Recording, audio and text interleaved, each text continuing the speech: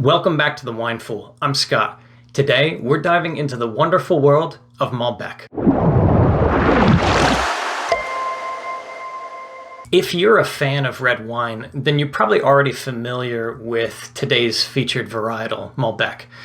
Though today we may more commonly think of Malbec as a single varietal wine from Argentina, it actually originates, surprise, surprise, from France and is one of the 6 varietals allowed in red Bordeaux blends. In the mid-1950s, 3/4 of the Malbec crop was killed by frost in France, after which it saw a distinct decline in use in Bordeaux. While having been planted in Argentina in the 1800s, Malbec and the transformation it made into this South American jewel that it is today wasn't really recognized abroad until the 1990s. It's been taking off ever since. So if you've never had a Malbec, what can you expect? It actually has very similar characteristics to Cabernet Sauvignon, even if it's not the same flavor profile. Similar acidity, similar body, similar alcohol, and similar sweetness levels. So you shouldn't be in for too much of a surprise if you're familiar with the way Cabernet Sauvignon tastes. Today, we're trying 3 different Malbecs from around the world. First, from its home origin, France, and then its home away from home, Argentina. And lastly, because we can't help trying to do things our way, we have a bottle from New Jersey.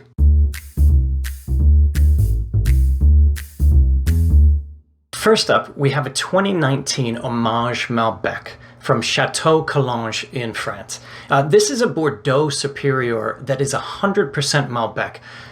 If you want more information on Bordeaux, I have a video for that.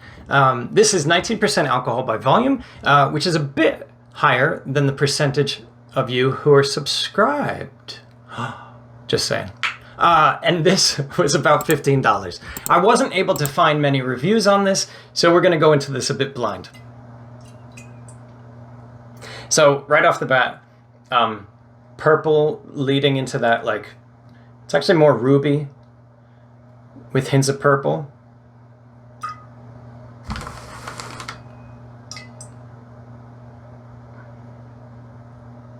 And while I don't have a whole lot in the glass here, it's like medium intensity color-wise. It's somewhat transparent. It's not as fruit-forward as I would have expected.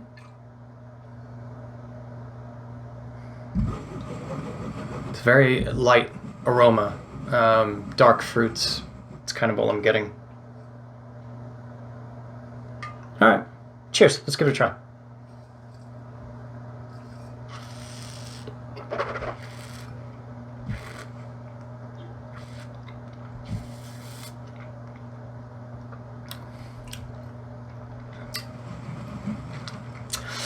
Very dry, high tannins, higher tannins than I was expecting.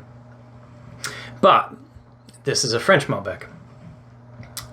You know, this is the place of origin, so not quite, what we're used to.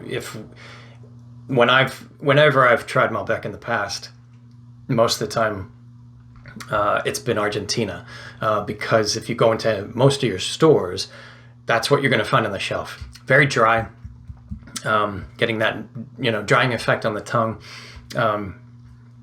Good tannins, like moderate tannins now that I'm kind of getting into it a little bit. Doesn't last long on the tongue. So the body, like, it's kind of, when you drink it, it's a lot up front and then it kind of dissipates very quickly. So, good. This is very tasty. How much? I think this was $15. Good quality. I wouldn't pair this with like a really heavy steak. I would probably like something a little bit lighter. What's lighter than a steak? Still that red meat, but I think like you don't need to compete. You don't want to be competing with something with like a really like rich, big fatty like steak. You'd want something a little bit lighter than that. That being said, great value. Good flavor, and an interesting starting point for a little adventure into Malbec. I'd put this at a Wine Fool level 2, just because it's a little bit more adventurous. It's going to be harder to find, and so this is an atypical varietal, right? Like we're familiar with Malbec, but if we've had Malbec, we're probably familiar with it from a particular region, Mendoza especially, in Argentina. So French Malbec, a little bit different, a little bit out of the, sort of that realm of normality. And the dryness of this is going to scare a few people off. If you like dry reds, this is a wine for you. But there again, like if you're not at that Wine Fool level 2 level where you're kind of exploring, you've experienced a lot of different types of wines, this might not be for you.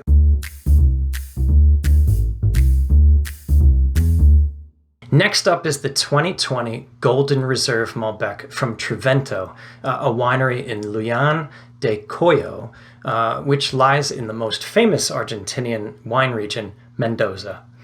This is 14% alcohol by volume and was about $20. From the reviews I read, this is fruit forward, so strong fruit aromas on the nose, but is well balanced. So there shouldn't be any overwhelming characteristics to this. Let's give it a shot. So similar coloring, a little bit more purpley, with sort of just a hint of ruby at the edges. Intensity is about the same.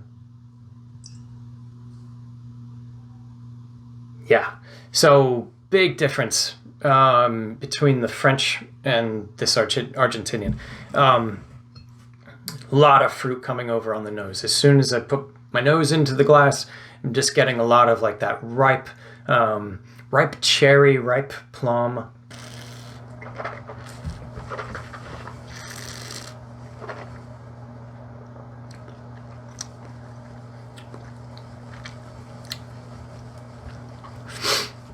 Dry, less tannic. This is a good flavor. It's got a freshness to it that the French one didn't. Just a little bit nicer. Wine Fool level probably still pushing into the Wine Fool level 2. Approachable to a degree, but again, if you're not into dry reds, and this is dry, not the driest. But again, if you don't like dry wine, in particular dry reds, this probably isn't the wine for you. But this is a good solid Wine Fool level 2. So coming at this from, you've tried Cabernet Sauvignon, which in and of itself can be a very polarizing wine. It's got a lot of strong characteristics. It can be high in tannins. It can be very fruit forward sometimes. I've had ones that, you can smell it from them pouring the bottle across the table. Hopefully not across the table. From that perspective, if you've had a cab and you've enjoyed a cab, neither of these are really a stretch from that area. So, this could be a logical next step in your wine adventure journey. And again, this is Wine Fool level 2, a little bit more adventurous, a little bit different.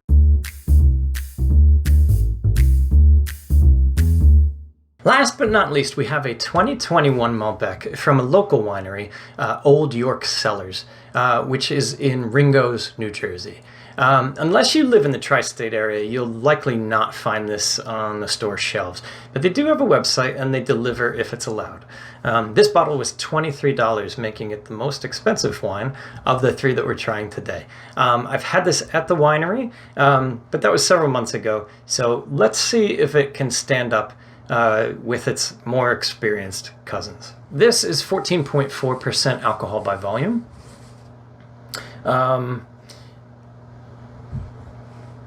This was 13, and this was 14. So it's funny because this is actually the highest alcohol by volume of the 3. Actually, a little bit more ruby to garnet than purple. Not getting quite as much purple out of it. So not really similar colors.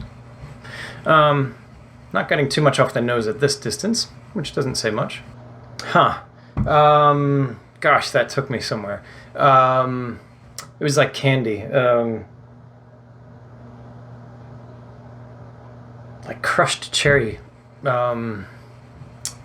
Gosh, what is it? Something very, very specific in my brain. It's like hard candy, like a hard candy, like something like a Jolly Rancher, a cherry Jolly Rancher was what I got initially. Yeah, cherry Jolly Rancher. Okay. I'm not sure if that's a good thing or not. Cheers.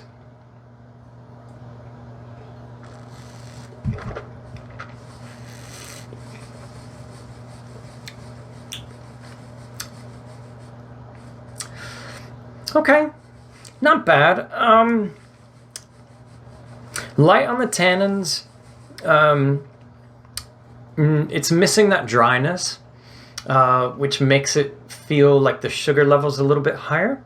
And I think that's just a sign of like an imbalance. It's not often that I get to drink wine side by side. And especially like a local wine that I've been to the vineyard, I've had it at the vineyard.